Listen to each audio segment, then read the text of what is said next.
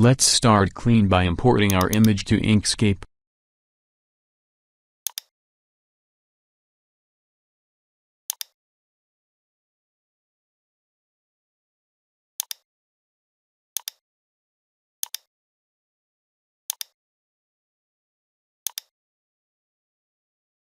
Press the plus key to zoom in into the image.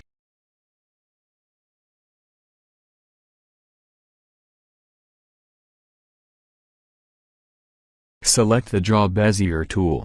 Then click around the object you want to keep. The background around it will be removed.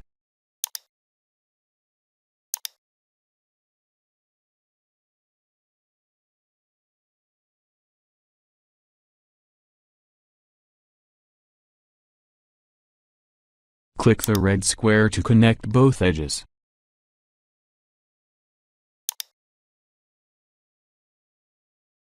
Go to Edit, then select All.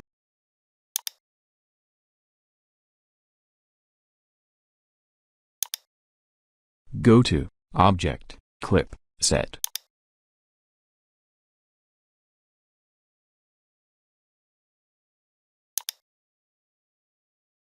All done.